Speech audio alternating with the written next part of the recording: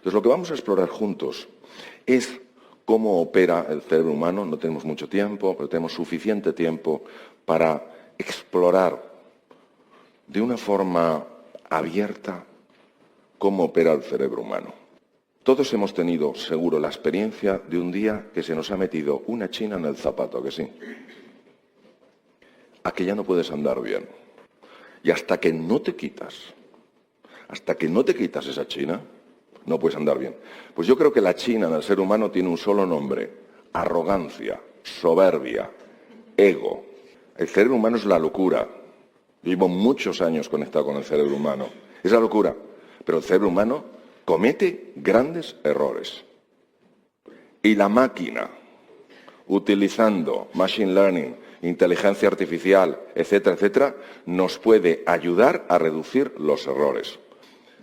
Es importante que nosotros entendamos con un poquito de calado cómo opera el ser humano en la toma de decisiones, porque se ha dicho aquí muy claramente, en lo que más nos va a ayudar, o una de las cosas en las que más nos va a ayudar, la inteligencia artificial y el machine learning es en tomar las mejores decisiones. Pues ahora vamos a hablar de algo que es el hardware nuestro, que es el cerebro humano, el encéfalo. Vamos a hablar del software, que es la mente, y vamos a hablar del programador, que es nuestra consciencia. En nuestra arrogancia, el ser humano, nosotros los humanos, pensamos que yo elijo lo que elijo porque está claro que veo los beneficios de lo que elijo.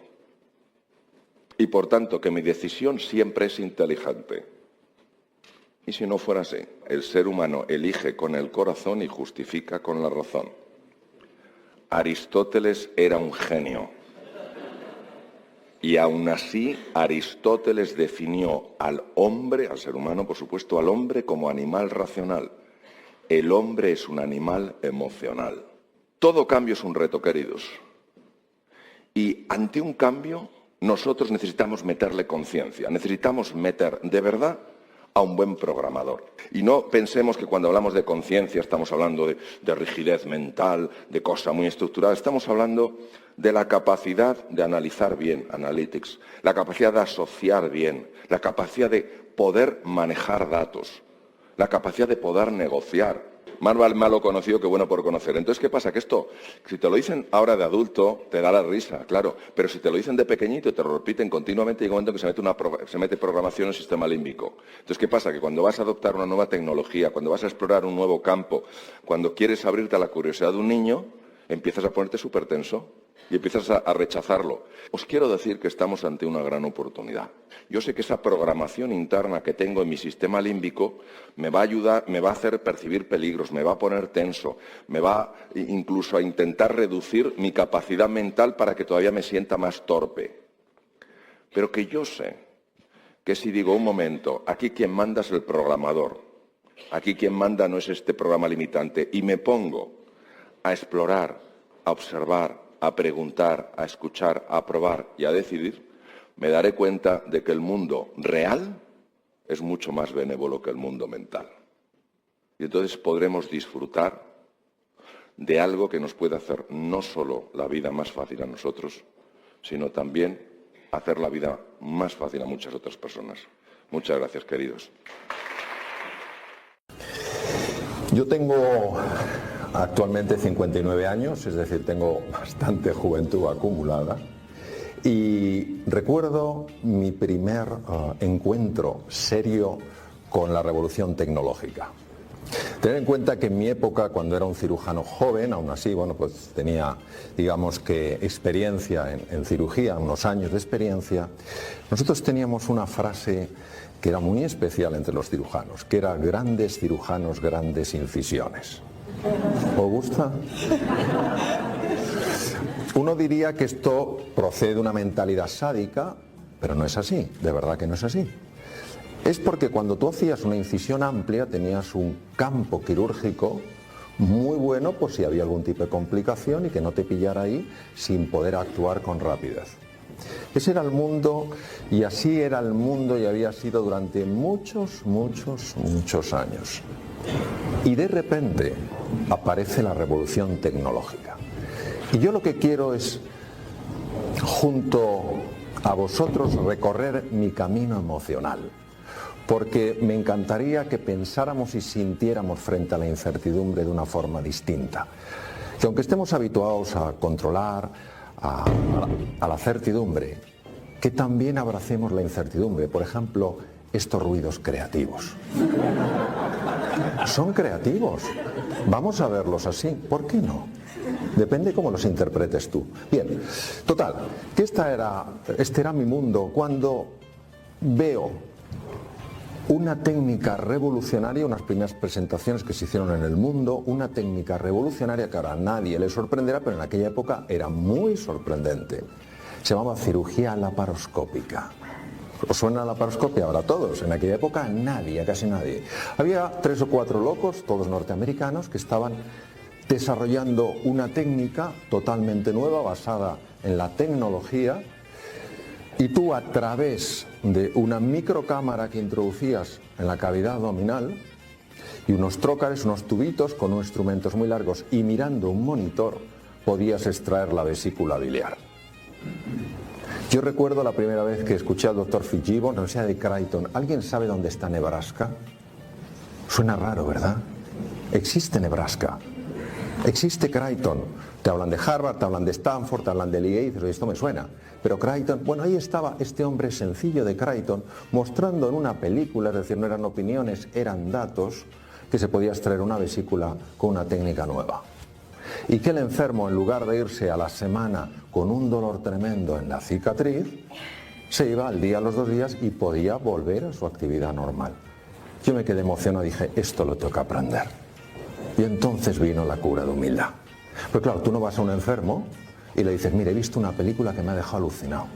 Ahora tengo que probar en usted. Claro, el enfermo te dice, ¿de dónde ha salido este loco? Bien, total que tienes que empezar a entrenarte. ¿Cómo te entrenas? Pues te entrenas en una cajita de metacrilato donde aprendes a mover un instrumental totalmente nuevo mirando una pantalla que tiene 2 dimensiones. A todos, incluso a los cirujanos, nos gusta ver en 3 dimensiones. Yo recuerdo intentando coger una moneda con 2 pinzas y siendo absolutamente incapaz de coger esa moneda. Pues claro, me faltaba la dimensión de profundidad. Llegó un momento en el que me sentía ya cómodo con aquella tecnología y dije, bueno, esto es lo mío, es una pasada, cómo se me da la monedita moviéndola en la caja. Pero claro, tú no operas bien en la caja y te vas a un enfermo. Y le dices, mire, la caja se me da de cine. El siguiente es usted. Pero claro, dicen, oiga, ¿de dónde ha salido este hombre? Entonces te tienes que ir a la siguiente fase, que es con animal de experimentación. Y dices tú, ¿qué animal de experimentación tiene una vesícula como la humana? Y hay uno, es el minicerdo, que no es el cochinillo segoviano.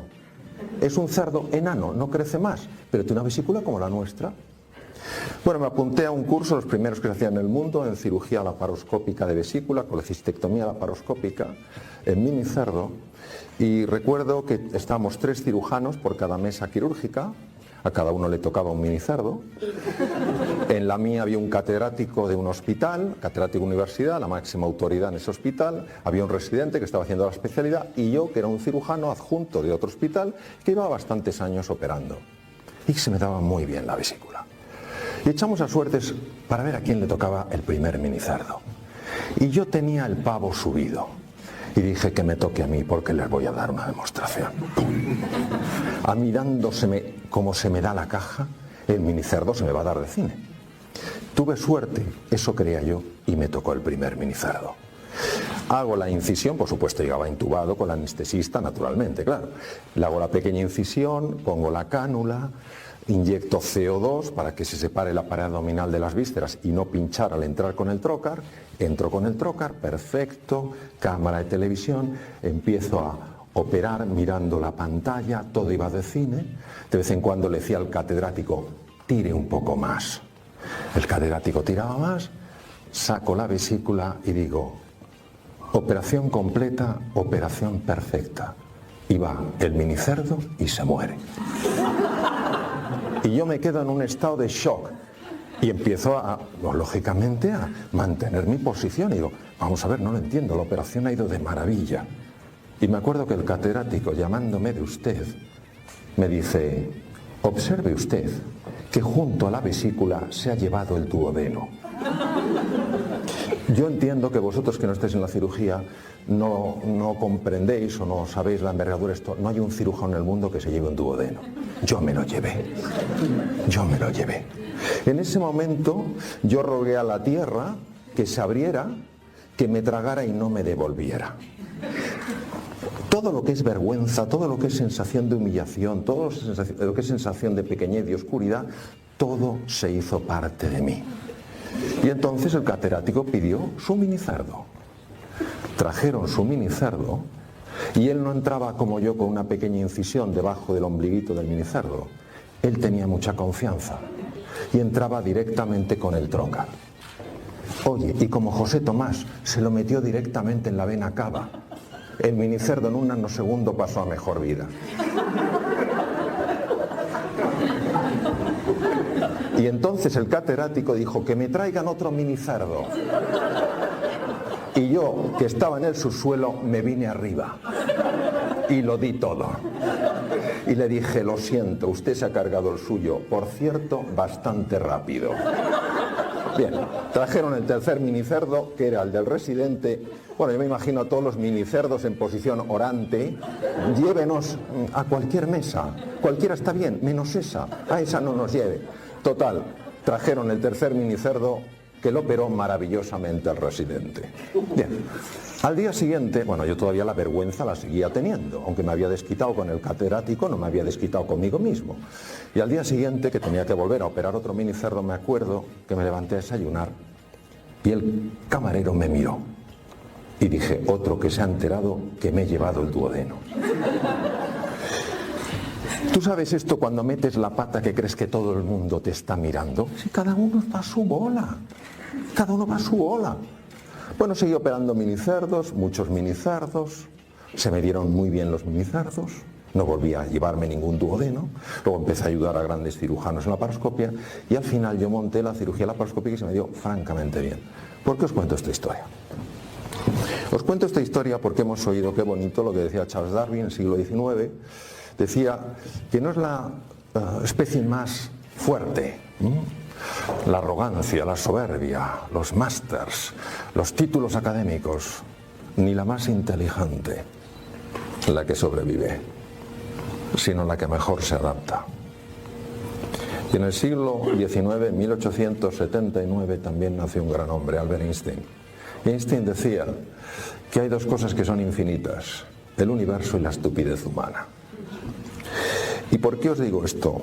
Porque con el conocimiento que hoy tenemos de las redes neuronales y cómo operan entre sí, lo más estúpido que podemos hacer ante este mundo VUCA que viene de la nomenclatura inglesa bautizada por el ejército de Estados Unidos, un mundo volátil, incierto, complejo, ambiguo, lo último que podemos hacer ante este mundo es temerlo.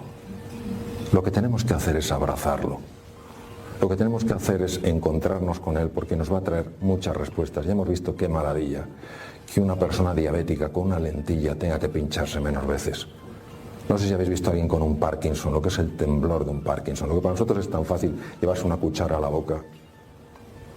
El martirio que es para una persona parkinsoniana y su familia hacer esto.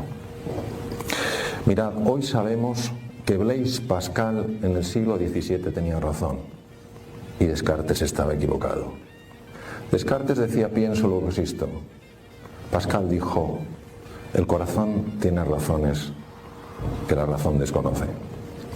Para mí solo hay un camino de disfrutar de este mundo nuevo, de este mundo lleno de desafíos, que es apasionarte con él. Muchas gracias. El miedo es una emoción. Y una emoción implica un proceso corporal, es decir, hay un cambio en nuestra musculatura, hay un cambio en nuestras vísceras, en nuestras hormonas, que luego se refleja como un sentimiento. El sentimiento es la percepción consciente que yo tengo de este fenómeno físico, de este fenómeno fisiológico. Y es una emoción cuya función principal, cuyo objetivo es proteger la vida, ayudar a la supervivencia, que no cabe duda que es la misión número 1 del cerebro humano. Hay que distinguir varios planos cuando se habla del miedo. Hay que distinguir un plano físico y hay que distinguir un plano mental. El plano físico está a nivel fundamentalmente unos núcleos llamados núcleos amigdalinos. La palabra amígdala viene del griego almendra, no hay que confundirla con esas estructuras linfáticas que tenemos en la garganta, sino que son unos núcleos, un grupo de núcleos situados en los lóbulos temporales del cerebro humano a la altura más o menos de las orejas. Ahí está el núcleo central del miedo. El plano mental es un plano diferente, estaría en las zonas del cerebro más evolucionadas, la corteza que se llama prefrontal ventromedial, y ahí es donde nosotros, a base incluso de nuestro propio diálogo interior, de nuestra propia narrativa, somos capaces de activar esa estructura física a nivel de las amígdalas, de los núcleos amigdalinos, para que tenga lugar la reacción de miedo.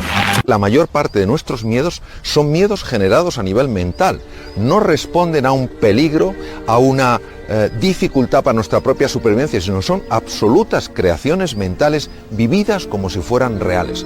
A los seres humanos nos gusta en general vivir en lo que se llama la zona de confort. La zona de confort tiene un nombre engañoso porque parece que necesariamente es un sitio donde una persona está cómoda, está confortable. No es así.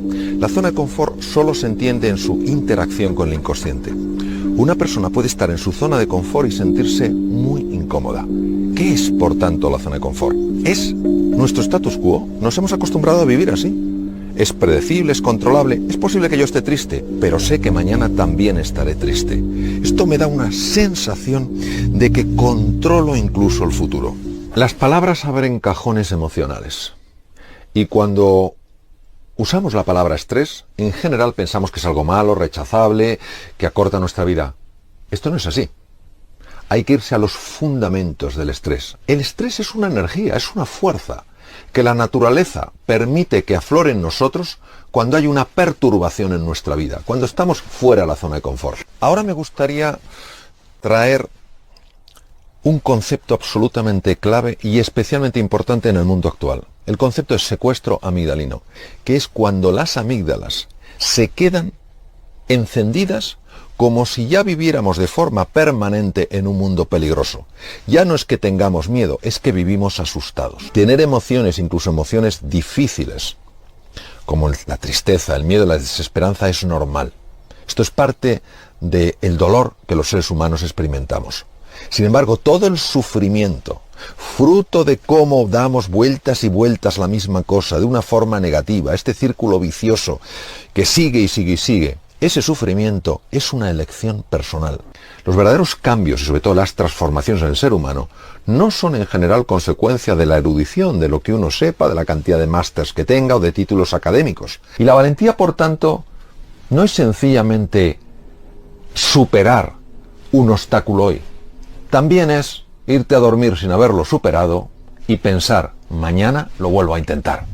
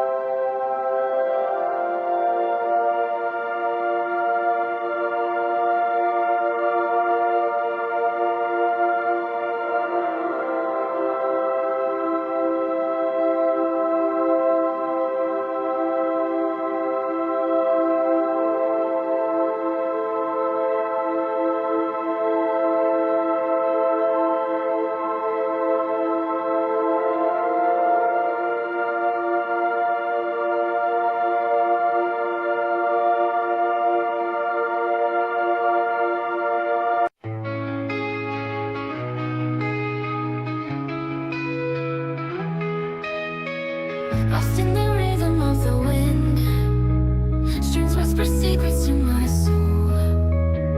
In a world of alternative rock where indie rock takes control, our rock paints a picture so vivid, where your female vocals sing so sweet, melodic tones that captivate. In this experimental retreat, deep within the music's embrace, I find solace in this space, where the lyrics intertwine with the beats of time. Layers of sound surround me, like a symphony.